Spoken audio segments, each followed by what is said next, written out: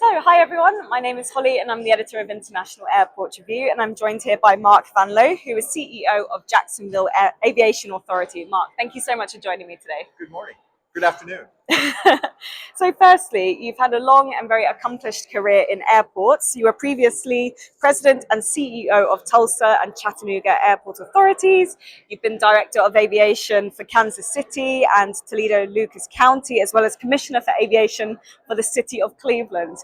This is a very impressive record. So firstly, I'd just be interested to know what got you into airports and what has kept you here.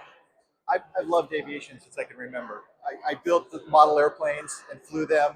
I went to a movie with my parents when I was a young kid. It was called Airport. Not airplane, Airport. Burt Lancaster was a famous Hollywood actor, and he was the airport director. And I said, Dad, I want to do that. Here I am. Yeah. Who knew? I started with Pan Am. Fantastic. So it's been a great career. And but what has actually kept you here and held your interest for so long? Nothing is the same. Yeah. Every single day, and I talk to the airport directors, we all share the same view.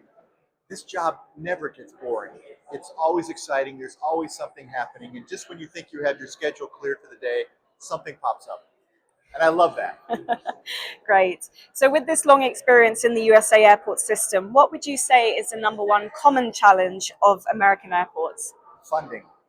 We don't have the luxury of a lot of government support like some cities and some countries here, or we don't have privatization really to speak of. So we're all working on getting funding from someone. Of course. Now, 2023 saw a record number of passengers, which surpassed your annual pre-pandemic passenger record for the first time, and you also had your busiest week on record in March. Congratulations. Thank you. How has your airport infrastructure held up with this increased footfall, and what plans do you have in the future to expand in bricks or bytes sustainably?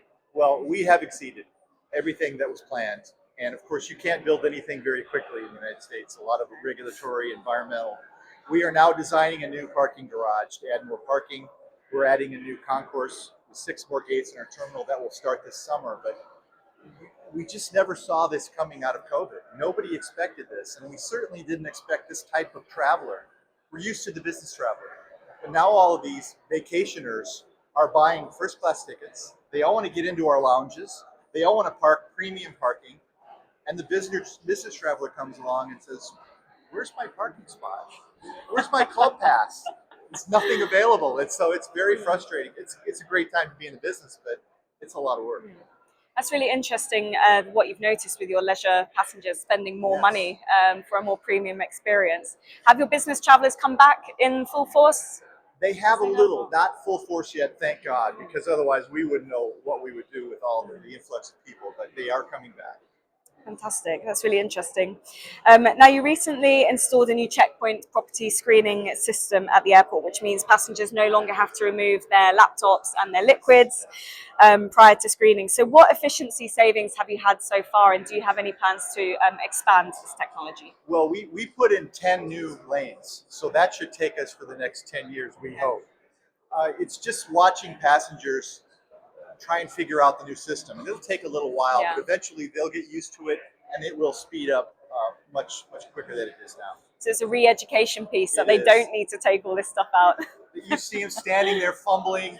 It's just put your bag in a tray and let go and walk. It takes a while. Great. And I mean, do you have any statistics on time saved, or if you've had to use less staff?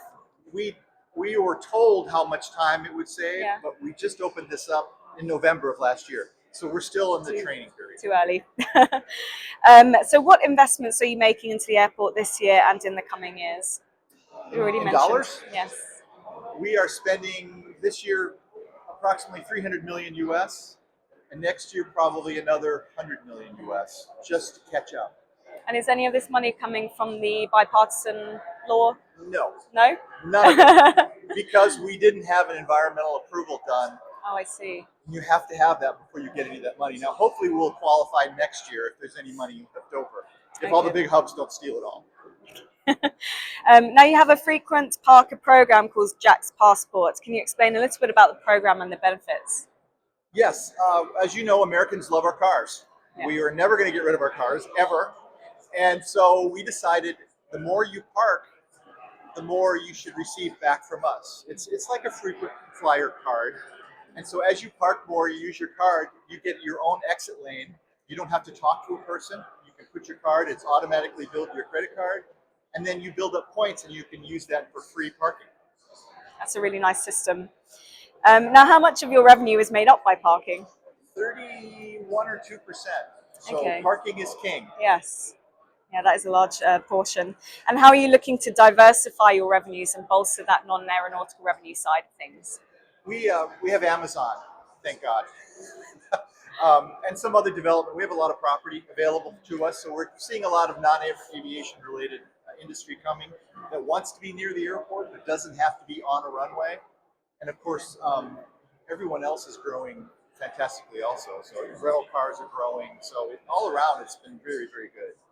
Fantastic. And what are you most looking forward to this year? The end of summer. Although I said that about spring break, and I said that about the Christmas holidays, because January is quiet in the airport business, not this year. So there's no downtime. And so we're hoping by the end of the summer, all these vacationers are done, and we can relax and rebuild. But so far, it's not happened.